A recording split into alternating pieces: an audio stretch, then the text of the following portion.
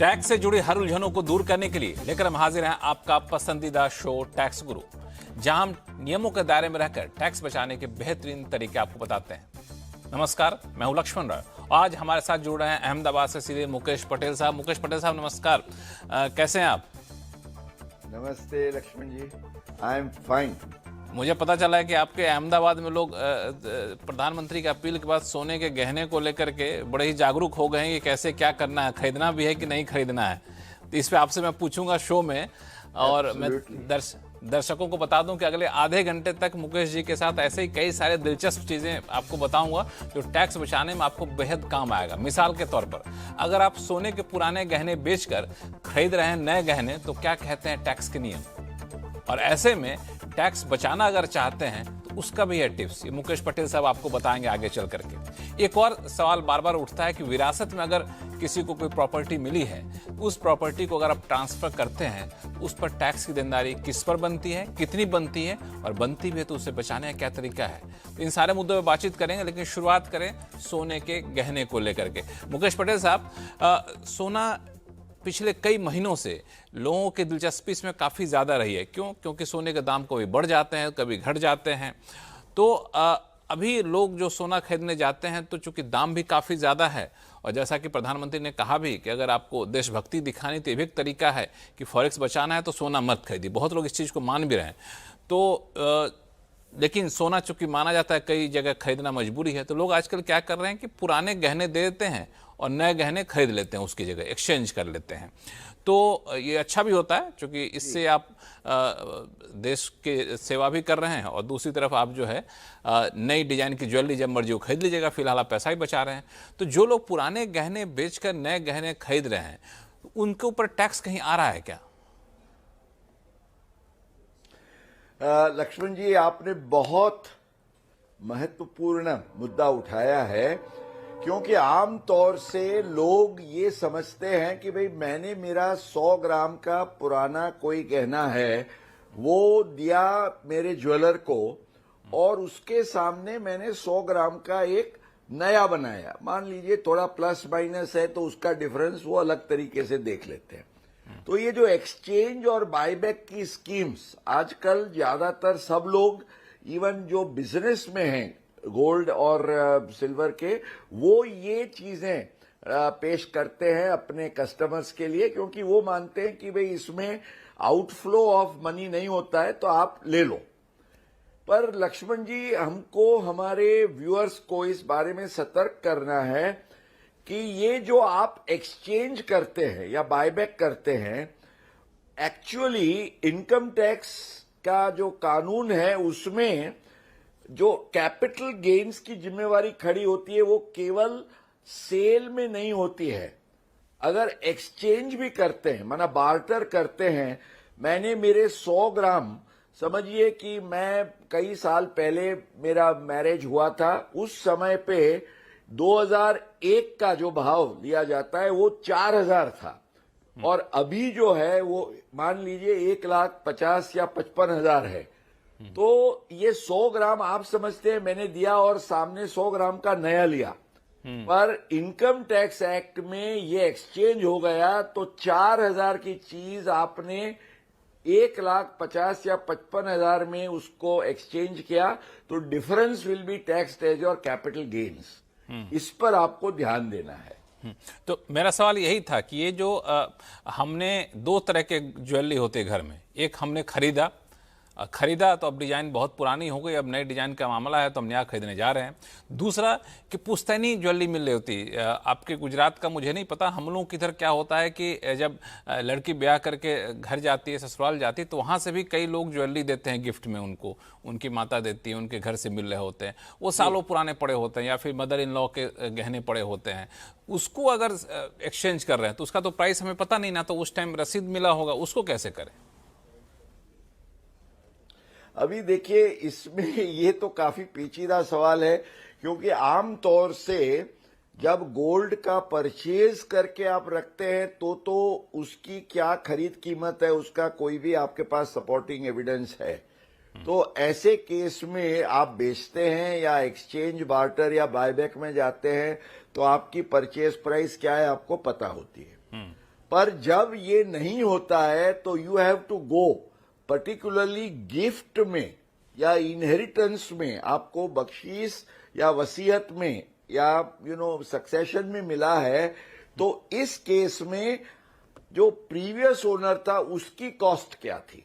अब जैसे किसी को मदर इन लॉ या उस इस जमाने से मिला है, तो इसलिए हमारा वो कट ऑफ का बेस है, जैसे हम जानते हैं 1 अप्रैल 2001 का। अब 1 अप्रैल 2001 में अगर आप देखेंगे तो सोने का जो भाव था वो केवल 4,000 रुपया था। तो आपको 4,000 रुपये का बेस लेना पड़ेगा और आज का जो भाव है उसके कंपेयर करते हुए you have to work out your gains. या तो बीच के सालों में आपकी शादी हुई है तो अनुमान ये किया जा सकता है कि शादी के मौके पर ये आपने या आपके पिताजी या माताजी ने खरीदा होगा आपके लिए, तो उसकी जो वैल्यू है वो आप लेते हैं। और जैसे आप जानते हैं लक्ष्मण जी, हमारा क्या रूल है कि अप टू 500 ग्राम्स आपका कोई एक्सप्लेनेशन का सपोर्टिंग एविडेंस न भी हो तो भी इनकम टैक्स डिपार्टमेंट उसको मान लेता है, but that is for purpose of acquisition. पर जो आपका टैक्स की गिनती होती है वो तो होनी ही है, तो इसमें आपको सतर्क रहना है। मैं अगला सवाल आपके पास लेकर के आऊं, लेकिन एक सवाल और, चूंकि आपने जवाब दिया उससे मेरे मन में उठ रहा है। 2 सिनेरियो हो सकता है कि हमारे पास परचेज कॉस्ट ऑफ एक्विजिशन की रसीद हो कि हमने 2014 में, 2016 में या फिर 2000 में या फिर 1998 में हमने गोल्ड खरीदा, ये इसकी प्राइस है जी।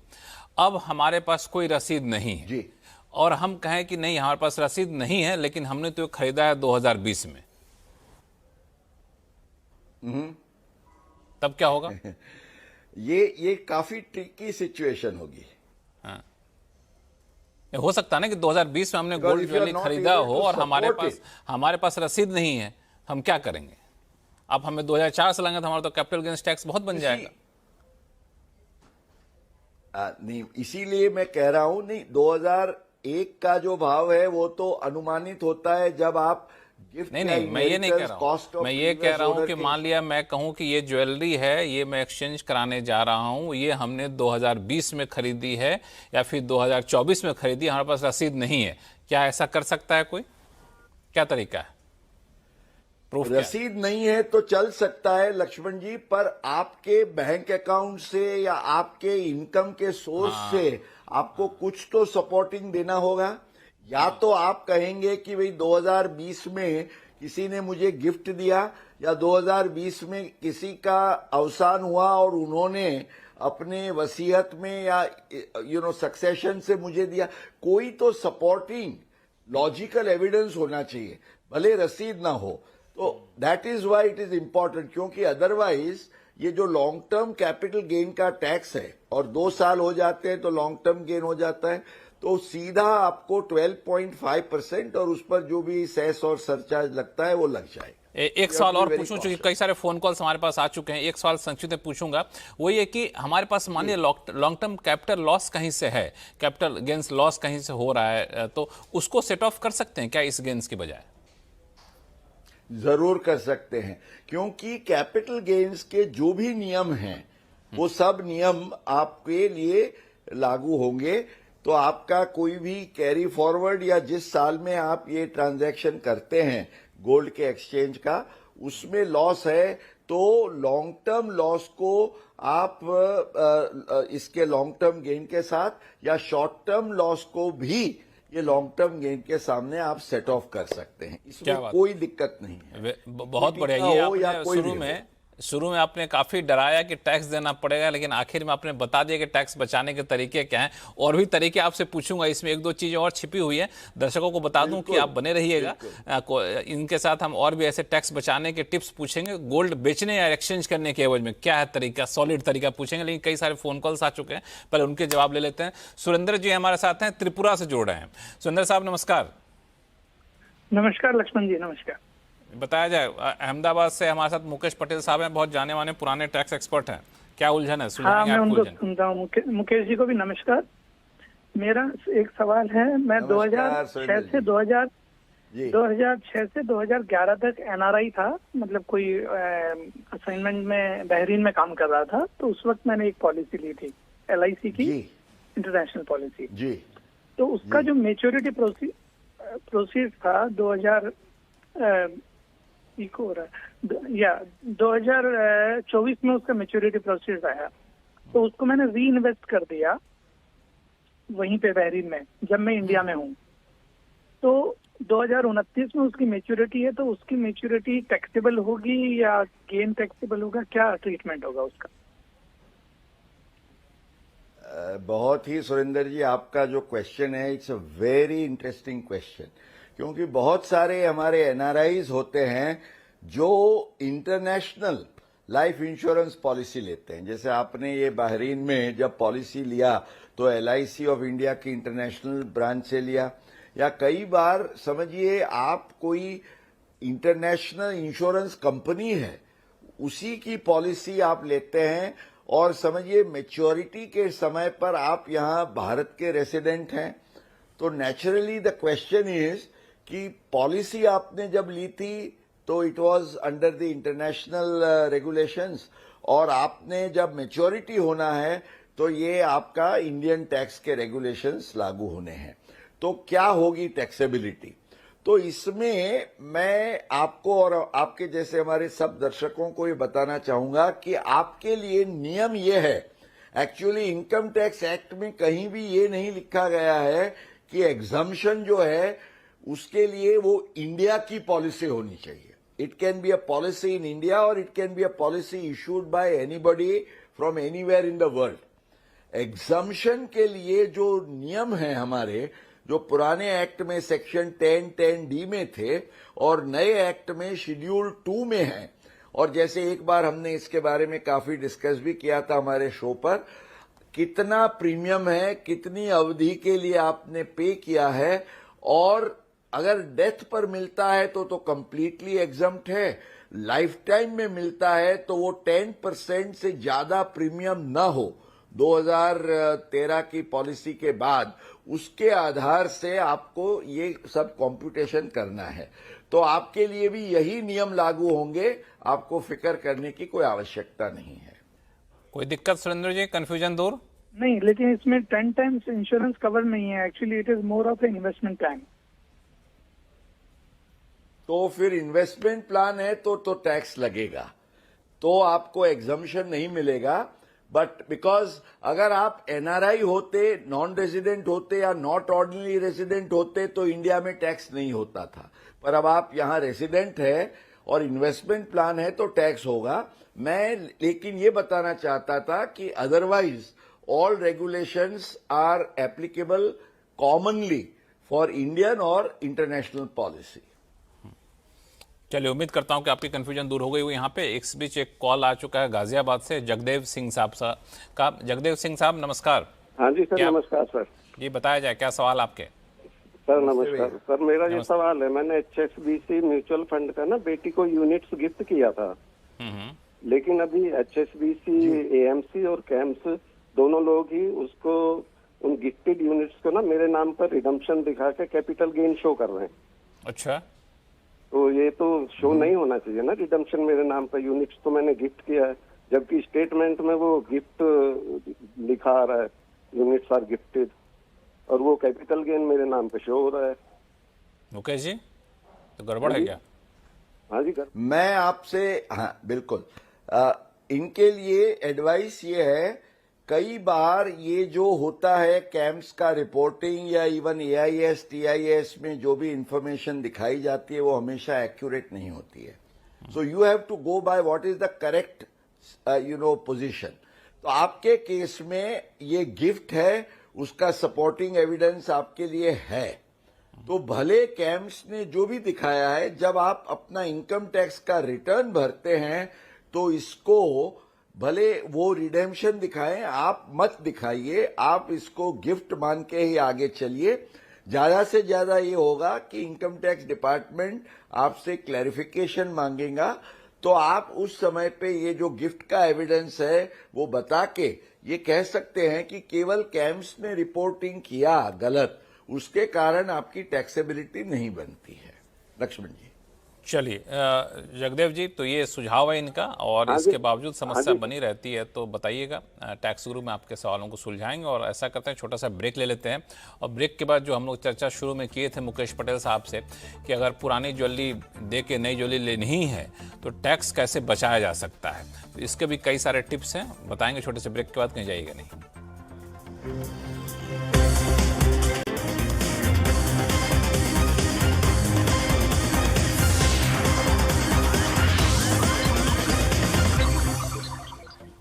ब्रेक के बाद एक बार फिर से आपका स्वागत है। आप देख रहे हैं टैक्स गुरु, और आपके सवालों का जवाब देने के लिए हमारे साथ बने हुए हैं जाने माने टैक्स एक्सपर्ट मुकेश पटेल साहब, अहमदाबाद से जुड़े हुए हैं। मुकेश जी, लोगों के सवाल तो हैं, लेकिन मेरा मन घूम फिर करके वहीं चला जा रहा है, आपके गहने के ऊपर।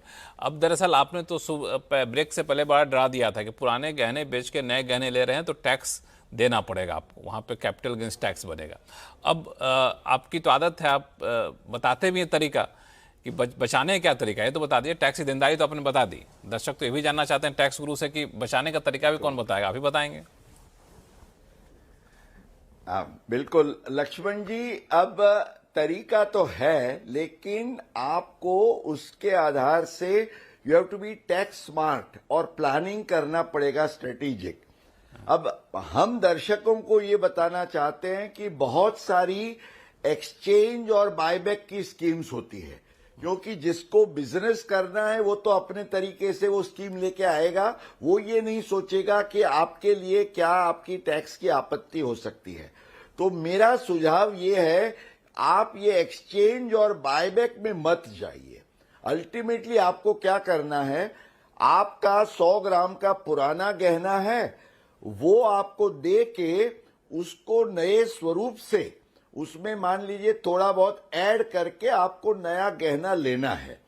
तो इसके लिए अगर आप एक्सचेंज बायबैक में जाते हैं तो you lose your ownership, transfer हो जाती है क्योंकि इट इज टैक्सेबल। पर आप ये करिए कि भाई ये मेरी चीज है, मैं आपको दे रहा हूं, this is only the material, मुझे मेल्ट और रीमेक की स्कीम में जाना है।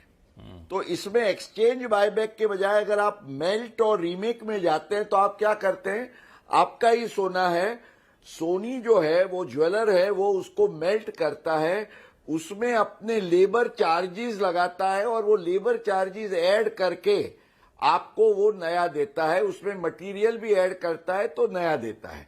तो इसमें आपको 1 रुपया भी टैक्स नहीं लगेगा, क्योंकि यू नेवर लूज ओनरशिप, आप ट्रांसफर करते ही नहीं है, आप अपनी ही चीज को रिनोवेट करके उसका डिफरेंस जो है वो कॉन्ट्रैक्चुअल मेल्ट एंड रीमेक के चार्जेस देके आप करते, और इसके आधार से आप टैक्स के चुंगल से बिल्कुल बच सकते हैं लक्ष्मण जी। मतलब आपका कहना है कि आपके पास जो पुरानी ज्वेलरी है उसको बेचिए नहीं, आप ज्वेलर को बोलिए कि भाई इसको मेल्ट कर दो। यस, हमारे मेल्ट करने के बाद भी हमारा ही रहेगा, तो स्वाभाविक सी बात है, मेल्टिंग का चार्ज ले लो हमसे, और फिर उस जो मेल्ट करके जो सोना बचा हुआ है उस सोने से तुम ज्वेलरी बना कर दे दो, और उस ज्वेलरी का मेकिंग चार्ज ले लो, तो इससे जो हमारा टैक्स बच गया। अब मुझे 2 सवाल का जवाब दे दीजिए कि मेल्ट करने में कई बार क्या होता है, कहते हैं भाई 25 ग्राम की ज्वेलरी है, मेल्ट किया और निकल गया 15 ग्राम की, 10 ग्राम कुछ मिलावट था, वो तो पता नहीं चल रहा होता है, तो ये भी एक बड़ी संकट है, ध्यान दीजिएगा। हालांकि ब्रांडेड ज्वेलरी में ये समस्या नहीं आती है। दूसरी बात ये कि हम इसको टैक्स इवेजन तो नहीं माना जाएगा ना? नहीं, बिल्कुल नहीं लक्ष्मण जी, टैक्स इवेजन का सवाल नहीं है, लेकिन कोई भी ट्रांजैक्शन आप किस तरीके से करते हैं उस पर बहुत आधार रखता है। और आप क्या करते हैं, वो जो चीज है, अब देखिए आप एक्सचेंज बायबैक में भी उसकी प्योरिटी तो वो देख के ही लेगा, तो अगर उसमें से 10% 20% का वो काटना है, डिस्काउंट ले लेना है, तो वो तो काट के ही देना है। तो आप, हालांकि you have to ensure that you deal with a trustworthy agency. Exact. तो आपकी पुरानी चीज जो है वो आप देते हैं, उसका जो भी मेटल है that is used for purposes of this, but there is no transfer, और आप रीमेकिंग के चार्जेस देते हैं जिसका वो बिल वगैरह आपके पास होता है। अगर कोई मटेरियल ऐड होता है तो उसका भी आपके पास सपोर्ट। बिल्कुल, यही मैं कहना चाह रहा था कि बिल वगैरह पूरा संभाल कर रखिएगा, क्योंकि तरीका बहुत ही सॉलिड है जो बताया मुकेश पटेल साहब ने, लेकिन इसमें इंटेंशन भी आपका सही होना चाहिए। जानबूझ के गड़बड़ी मत करिएगा, जो मुकेश पटेल जी ने बताया वैसा ही करिएगा और बिल वगैरह संभाल कर रखिएगा, तो बहुत सॉलिड तरीका है। इसमें मुंबई से एक फोन कॉल आ चुका है कल्याणी कृष्णमूर्ति जी का। नमस्कार, बताया जाए क्या सवाल आपके पास? नमस्कार लक्ष्मण जी। जी मैं नमस्कार। आपका नमस्कार, प्रोग्राम हर शनिवार देखती हूँ, नमस्ते। बहुत ही इंफॉर्मेटिव है। चलिए बहुत बहुत धन्यवाद आपका हौसला बढ़ाने के लिए। मैं आपका सवाल करूं? जी मेरी माँ का देहांत 6 महीने पहले चेन्नई में हुई थी। उनकी रीडेवलप फ्लैट चेन्नई में हम दोनों बहनों को मिला है। मेरी बहन चेन्नई में रहती है और मैं मुंबई में रहती हूँ। अब मेरी बहन वहाँ रहना चाहती है, इसलिए मैं अपना शेयर उसको देने वाली हूँ।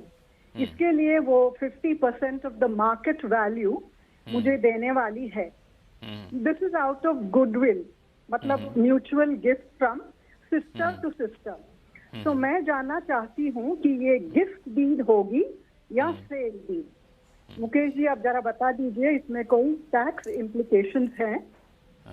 बिल्कुल, दरअसल पहले मैं बता दूं कि आपकी हिंदी बहुत अच्छी है। बिल्कुल। मुझे लगा कि आप हिंदी इतनी अच्छी कैसे बोल पाएंगे, लेकिन अच्छे से आपने हिंदी बोला है, इसके लिए बहुत बहुत बधाई आपको। और मुकेश जी बाकी उलझन सुलझाएंगे। मुकेश जी।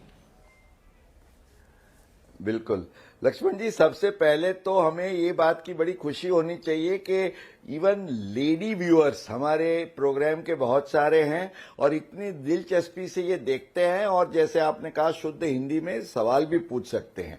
अब कल्याणी जी के लिए एडवाइस ये है, Kalyani ji, this please understand कि ultimately there is a consideration.